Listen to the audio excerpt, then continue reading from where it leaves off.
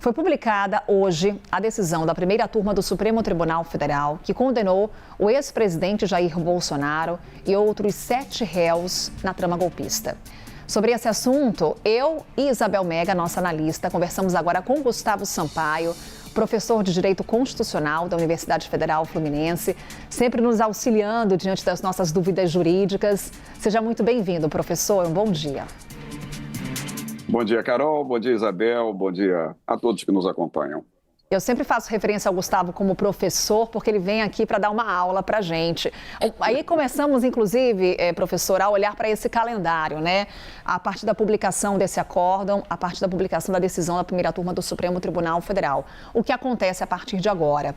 Os réus já podem recorrer? Já foi aberto aquele prazo de 5 dias para que as defesas possam ingressar com os embargos de declaração ou ainda precisa de um despacho do ministro Alexandre de Moraes, uma notificação do ministro para as defesas dos réus? Carol, com a publicação do texto final do acórdão, que é o grande momento esperado, as partes são cientificadas através dos seus advogados, iniciando-se ali o prazo para a oposição dos embargos de declaração para a interposição dos recursos de uma maneira geral, Carol. Mas por que sempre se fala antes dos embargos de declaração? E aí você acertou bem, é de fato o primeiro recurso possível. Porque os embargos declaratórios, eles não têm o objetivo de alterar o conteúdo substancial, material do julgamento, como os outros recursos têm. Os embargos de declaração têm uma finalidade específica, tanto no processo penal quanto no processo civil, que é a finalidade de que o juízo da causa preste um esclarecimento sobre uma eventual dúvida no texto do julgamento, uma obscuridade havida no texto do acórdão, uma lacuna a ser preenchida, ou para sanar uma contradição na fundamentação do julgado, por exemplo. Por que esses embargos vêm primeiro? Porque qualquer outro recurso que venha depois precisa que o esclarecimento daquela decisão judicial tenha sido feito antes, para que se possa recorrer. Todavia, isso não quer dizer que o tribunal vá acolher os embargos, Carol. Ele pode entender que os embargos não são procedentes, que não há nada a esclarecer, que não há nenhuma contradição a sanar, que não há nenhuma lacuna a preencher no julgamento. Mas, de fato, você tem razão. Primeiro, agora, o prazo dos embargos de declaração para, resolvido isso, lá na frente, possamos ter outros recursos possíveis. E, no caso aqui do Supremo Tribunal Federal, apenas a possibilidade que se cogita é a de embargos infringentes do julgado. Mas, primeiro, os embargos de declaração, assim que cientificados os advogados da decisão judicial proferida. Professor, já passa a palavra para a Isabel, mas só que para que fique claro então, a partir então da publicação do acórdão, temos 5 dias para que as defesas possam recorrer, no caso, recurso cabível, embargos de declaração. Posteriormente, com esses recursos em mãos do Supremo Tribunal Federal, qual que é o prazo para uma resposta do Supremo? Sim, então, uma vez opostos os embargos, não há um prazo propriamente dito para que o julgamento seja feito, porque os prazos, Carol, para que o órgão judicial, seja ele qual for, Supremo Tribunal Federal, varas na primeira instância, desembargadorias nos tribunais de apelação, seja qual for o órgão judicial, os prazos que a lei fixa para que os julgamentos sejam feitos pelos juízes são considerados pela jurisprudência, Carol, prazos impróprios. O que significa dizer? Que qualquer descumprimento seu não gera qualquer espécie de sanção ou nulidade. Então, na verdade, o tempo que o tribunal vai levar para apreciar os embargos de declaração não é um tempo balizado em prazo fixado na norma jurídica. Agora, nós sabemos que o próprio objetivo, mais do que isso, o compromisso do tribunal é de julgar o quanto antes, porque o tribunal não quer que esse julgamento dessa ação penal tão importante atrase, porque isso poderia produzir resultados políticos negativos no exercício das eleições no ano de 2026. Então, o tribunal certamente vai correr para decidir. Eu apostaria, Carol, em curtíssimo prazo para julgamento dos embargos de declaração. Isabel Mega. Oi, professor, que bom ter o senhor aqui com a gente, sempre muito bem-vindo, bom dia.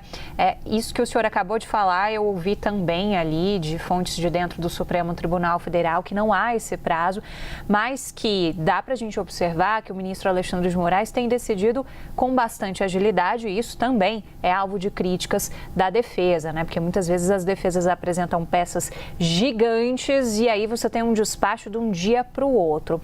Considerando esse cenário, e aqui a gente está falando de conjecturas, professor, se esses embargos de declaração são rejeitados pelo ministro Alexandre de Moraes, qual é o próximo passo? Já seria uma determinação para a execução da pena de 27 anos de prisão? Essa pena deve ser cumprida inicialmente em regime fechado ou é possível que a defesa consiga evitar isso, considerando o quadro de saúde do ex-presidente que já está em relação a outros processos em uma prisão domiciliar? Sim, Isabel. Então, temos duas partes importantes aqui. A primeira, sobre possíveis recursos. Preciso notar, antes de tudo, que nós estamos falando de alguma coisa pouco comum, pouco frequente no processo penal, Isabel, porque em quase 100% dos casos no Brasil, as ações penais são movidas em primeira instância, perante as varas das justiças dos estados ou perante as varas de primeira instância da Justiça Federal, as chamadas varas federais. Quase 100% dos casos. E dali existe o quê? Duplo grau de jurisdição, recurso de apelação criminal a um tribunal de apelação, no caso da Justiça do Estado, aos tribunais de justiça dos estados, no caso da Justiça Federal, aos tribunais regionais federais das 6 regiões. Mas não é o caso aqui. O caso aqui é excepcionalíssimo. Estamos falando de foro especial por prerrogativa de função, que determina que a ação penal já se inicie no tribunal sem duplo grau de jurisdição. Embora tenha casos de foro por prerrogativa de função que se iniciem em tribunais de apelação da Justiça Federal ou Estadual ou até em tribunais superiores, no caso aqui a matéria é de competência originária do Supremo Tribunal Federal. Então, além de já não se ter duplo grau de jurisdição, Isabel, já não se tem nem a quem recorrer acima do Supremo Tribunal, que é a instância máxima da República, Corte Suprema da Nação. Então, nós não falamos dessa miríade de recursos habituais que se verifica no processo penal. Nesse caso, como o processo nasce e morre no próprio Supremo Tribunal Federal, no máximo que poderemos ter depois dos embargos de declaração serão os embargos infringentes do julgado, que são um tipo de recurso no processo penal, Isabel, que existe especificamente para casos em que a decisão não é unânime. Quando a decisão é unânime, nem embargos infringentes do julgado são cabíveis, Carol e Isabel. Mas também há um problema que o regimento interno do Supremo, ele exige, no caso da competência do plenário, que haja pelo menos 4 votos dissidentes. E não diz nada em relação ao caso das turmas. Então, a defesa vai fazer o quê? Como teve um voto dissidente do ministro Luiz Fux, a defesa certamente vai opor os embargos infringentes. Já estou apostando nisso. Mas o Supremo tem o entendimento de que os embargos infringentes nas turmas só podem ser opostos quando há divergência qualificada de 2 ministros. Então, certamente, esses embargos infringentes serão opostos, e tudo aqui é uma aposta que eu estou fazendo, tá, Isabel? Pode ser que nada disso aconteça. O ministro Moraes, relator, vai inadmitir os embargos por falta de 2 votos divergentes, e com base no artigo 335 do Regimento Interno do Supremo, a defesa vai agravar ao plenário para forçar a subida dos embargos infringentes ao plenário.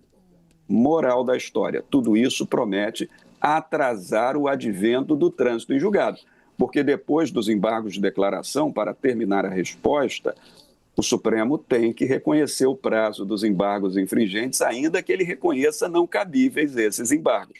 Então, tudo isso promete atrasar um pouco mais o trânsito.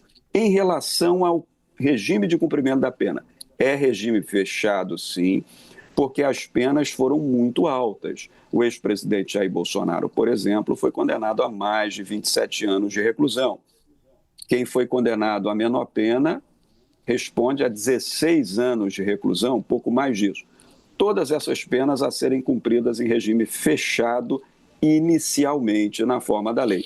Mas, claro, em virtude do estado de saúde do ex-presidente, que já fez várias cirurgias, tem problemas intestinais, problemas digestivos seríssimos e a todo momento é recorrente a sua ida aos hospitais, eu estou também apostando que o tribunal vai deferir o início do cumprimento da pena em regime domiciliar. Aliás, há um precedente recentíssimo disso, também com o ex-presidente da República, Fernando Collor de Mello, que, condenado a mais de 8 anos de reclusão, quando o regime inicial da pena tem que ser o fechado, apresentando comprovação de enfermidades, teve para si o benefício do cumprimento da pena em regime domiciliar. Eu acho que isso acontecerá sim com o ex-presidente Bolsonaro, Carol, e até com outros réus, que também, pelo avançar da idade, com problemas de saúde, certamente cumprirão a pena em casa. É no que eu aposto, embora, claro, tudo isso a conferir.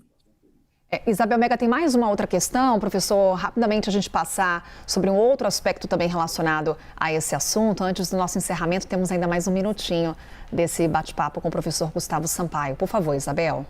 Só para a gente amarrar todas as pontas, Carol e professor, o senhor acredita que, diante de todos esses processos e possibilidades que a defesa tem daqui para frente, Jair Bolsonaro estará preso ainda em 2025?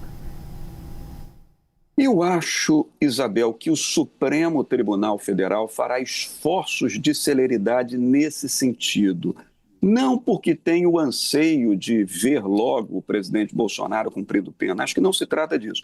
Mas existe um compromisso assumido pela Corte de não permitir que esse julgamento, que esse imbróglio se estenda a 2026, que é o ano das eleições gerais. Então, eu acho que o tribunal se empenhará para apreciar esses recursos o quanto antes. Se considerar que o ministro Moraes será célere no julgamento dos embargos de declaração, que os embargos infringentes possivelmente serão opostos, mas que não serão admitidos por falta de divergência qualificada. Houve apenas uma dissidência e não duas na turma. E que o agravo será logo depois apreciado, o agravo da inadmissibilidade dos embargos infringentes, então dá tempo ainda para que até dezembro tudo isso se resolva. Mas pode ser que isso caia para o começo do ano de 2026, Isabel, é como penso. Professor Gustavo Sampaio, nessa conversa aqui ao vivo conosco, professor de Direito Constitucional da Universidade Federal Fluminense. Até uma próxima, professor. Mais uma vez, obrigada. Até, Carol, Isabel, é sempre motivo de grande alegria conversar com vocês. Bom trabalho, boa quarta, bom jornal.